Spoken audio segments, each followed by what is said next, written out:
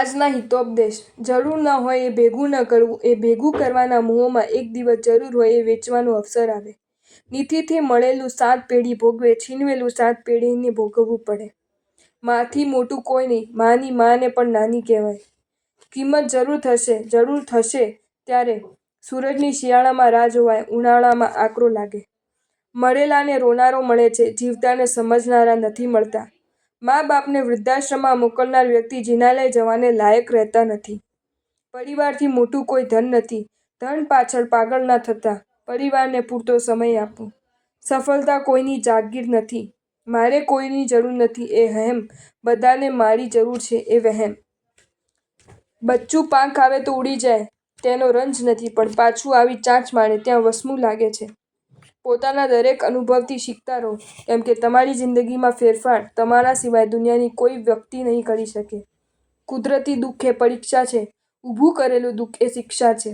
આત્મા તો જાણતો જ હોય છે કે સાચું શું છે, માથાકૂટ તો મનને સમજાવવાની હોય છે. ગમે તેટલું દુઃખ પડે, વ્યક્તિત્વ વાઘ જેવું રાખજો. તૂટેલી ભગવાનની મૂર્તિને પણ લોકો ઘરમાં નથી રાખતા તો આપણી શું હેસિયત છે? એવા બનજો લોકો તમને છોડી શકે, ભૂલી ન શકે.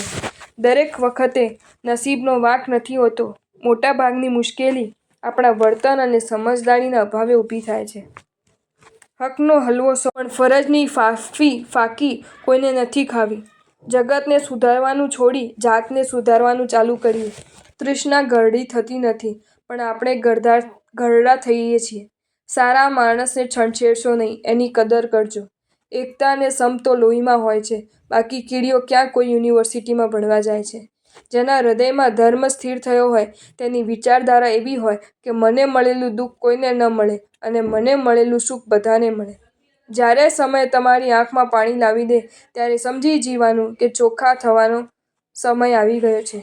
જિંદગીની એક ભૂલ માણસને ઘણું બધું શીખવી જાય છે, છતાં ઘણું બધું શીખેલું માણસ પણ ભૂલ કરી જાય છે. તીવ્ર યાદશક્તિ એ મારા મગજની નિશાની છે, પરંતુ બિનજરૂરી વસ્તુને ભૂલાવવી એ શ્રેષ્ઠ મગજની નિશાની છે. છીનવી લેવા દો ઈચ્છા થાય એટલું, નસીબ કોણ છીનવી જશે? પ્રતિષ્ઠા વધે ન એટલે નિંદાનો ટેક્સ તો ચૂકવવો જ પડે, એટલે નિંદાથી ગભરાવું નહીં. નિંદા તો તમારી પ્રગતિની નિશાની છે.